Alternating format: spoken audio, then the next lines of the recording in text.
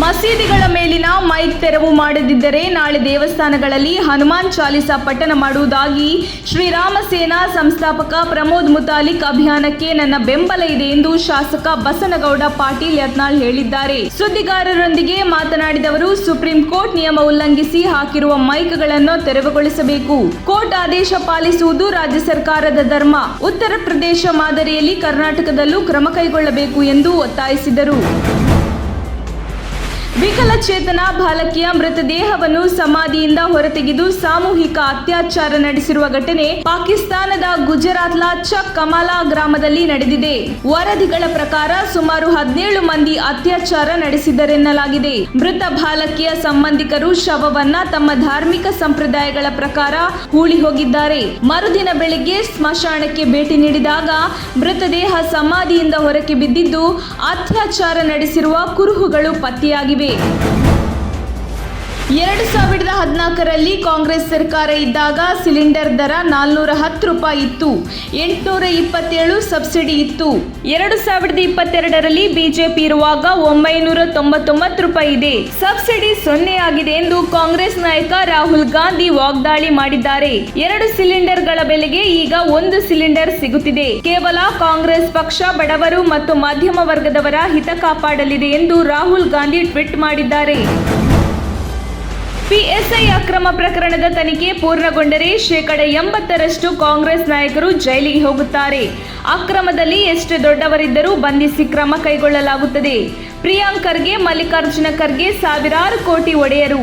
ಅವರಿಗೆ ಈ ಕೋಟಿ ಹಣ ಎಲ್ಲಿಂದ ಬಂತು ಎಂದು ಪ್ರಶ್ನಿಸಿದ್ದಾರೆ.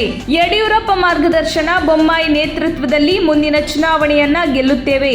ಕಾಂಗ್ರೆಸ್ ಜೆಡಿಎಸ್ನಿಂದ ಬಹಳ ಜನ ಬಿಜೆಪಿ ಬಾಗಿಲು ತಟ್ಟುತ್ತಿದ್ದಾರೆ. ನಾವು ಲಿಸ್ಟ್ ಮಾಡಿಕೊಂಡು ಸೇರ್ಪಡೆ ಮಾಡಿಕೊಳ್ತಿದ್ದೇವೆ ಎಂದು ಅವರು ಇದೇ ವೇಳೆ ತಿಳಿಸಿದರು. ಮಸೀದಿಗಳ ಮೈಕ್ ತೆರವಿಗೆ ಸಂಬಂಧಿಸಿದಂತೆ ಶ್ರೀರಾಮ ಸೇನೆ ಕರೆ ನೀಡಿರುವ ಹನುಮಾನ್ ಚಾಲಿಸಾ ಪಠಣ ಅಭಿಯಾನಕ್ಕೆ ಸಂಬಂಧಿಸಿದಂತೆ ಪ್ರತಿಕ್ರಿಯಿಸಿರುವ ಗೃಹ ಸಚಿವ ಆರಗ ಜ್ಞಾನೇಂದ್ರ, ಕೋರ್ಟ್ ತೀರ್ಪಿನ ಅನ್ವಯ ಪೊಲೀಸರು ಸಂಬಂಧಿಸಿದವರಿಗೆ ನೋಟಿಸ್ ಕೊಡುತ್ತಾರೆ ಎಂದಿದ್ದಾರೆ. ಮೈಕ್ಗಳಲ್ಲಿ ಎಷ್ಟು ಡೆಸಿಬಲ್ನಲ್ಲಿ ಪ್ರಾರ್ಥನೆ ಹಾಕಬಹುದು ಎಂಬ ನಿಯಮವಿದೆ.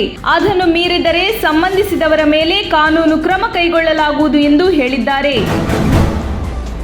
ರಸ್ತೆ ಗುಂಡಿ ತಪ್ಪಿಸಲು ಮುಂದಾದಾಗ ಸ್ಕೂಟರ್ನಿಂದ ಆಯತಪ್ಪಿ ಬಿದ್ದು ನಟಿ ಸುನೇತ್ರ ಪಂಡಿತ್ ಅವರ ತಲೆ ಹಾಗೂ ಮುಗಿಗೆ ಗಾಯವಾಗಿದ್ದು ಅವರನ್ನು ಚಿಕಿತ್ಸೆಗಾಗಿ ಆಸ್ಪತ್ರೆಗೆ ದಾಖಲಿಸಲಾಗಿದೆ. ಎನ್ಆರ್ ಕಾಲೋನಿಯಲ್ಲಿ ಶನಿವಾರ ರಾತ್ರಿ 10:30 ಸುಮಾರಿಗೆ ಈ ಅವಘಡ ಸಂಭವಿಸಿದೆ. ಅಮ್ಮ ಚಿತ್ರೀಕರಣವೊಂದರಲ್ಲಿ ಪಾಲ್ಗೊಳ್ಳುವ ಸಲುವಾಗಿ ಶನಿವಾರ ಬೆಳಿಗ್ಗೆ ಮನೆಯಿಂದ ಹೊರಹೋಗಿದ್ದರು. ಚಿತ್ರೀಕರಣ ಮುಗಿದ ಬಳಿಕ ಸಭೆಯೊಂದರಲ್ಲಿ ಭಾಗಿಯಾಗಿ ಮನೆಗೆ ಮರಳುತ್ತಿದ್ದಾಗ ಈ ಘಟನೆ ನಡೆದಿದೆ. ಸದ್ಯ ಅವರು ಪ್ರಾಣಾಪಾಯದಿಂದ ಪಾರಾಗಿದ್ದಾರೆ.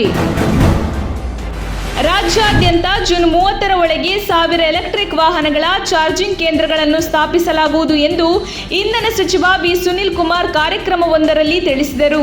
ರಾಜ್ಯದಲ್ಲಿ ಜಿಲ್ಲಾ ಪ್ರವಾಸಿ ಕೇಂದ್ರಗಳು, ರಾಜ್ಯ ಹೆದ್ದಾರಿ ಮತ್ತು ರಾಷ್ಟ್ರೀಯ ಹೆದ್ದಾರಿಗಳು ಹಾಗೂ ಎಲ್ಲಾ ಸರ್ಕಾರಿ ಕಚೇರಿಗಳಲ್ಲಿ ಚಾರ್ಜಿಂಗ್ ಸ್ಟೇಷನ್ಗಳನ್ನು ಸ್ಥಾಪಿಸಲಾಗುವುದು. ಜೂನ್ನಲ್ಲಿ ರಾಜ್ಯಾದ್ಯಂತ ಚಾರ್ಜಿಂಗ್ ಸ್ಟೇಷನ್ಗಳ ಸ್ಥಾಪನೆ ಅಭಿಯಾನ ಹಮ್ಮಿಕೊಳ್ಳಲಾಗಿದೆ ಎಂದರು. ಸಹಾಯಕ ಪ್ರಾಧ್ಯಾಪಕರ ನೇಮಕಾತಿಯಲ್ಲಿ ಅಕ್ರಮ ಸಂಬಂಧ ಅಶ್ವಥ್ ನಾರಾಯಣ್ ವಿರುದ್ಧ ವಕೀಲ ಎಪಿ ರಂಗನಾಥ್ ಮಲ್ಲೇಶ್ವರಂ ಪೊಲೀಸ್ ಠಾಣೆಯಲ್ಲಿ ದೂರು ದಾಖಲಿಸಿದ್ದಾರೆ. ಇದು ಉನ್ನತ ಶಿಕ್ಷಣ ಇಲಾಖೆಯಲ್ಲಿ ನಡೆದಿರುವ ಅಕ್ರಮ.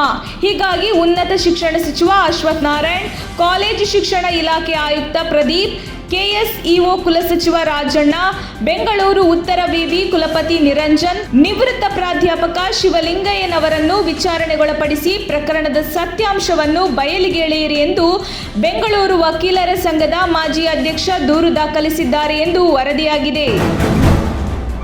ಕಾಂಗ್ರೆಸ್ ತೊರೆದು ಬಿಜೆಪಿ ಸೇರ್ಪಡೆಗೊಂಡಿದ್ದ ರಾಜ್ಯದ ಹಿರಿಯ ರಾಜಕಾರಣಿ ಮಾಜಿ ಸಿಎಂ ಎಸ್ಎಂ ಕೃಷ್ಣ ನಿವೃತ್ತಿ ನೆಪದಲ್ಲಿ ಬಿಜೆಪಿ ತ್ಯಜಿಸುತ್ತಾರೆ ಎನ್ನುವ ಪ್ರಶ್ನೆ ಉದ್ಭವವಾಗಿದೆ.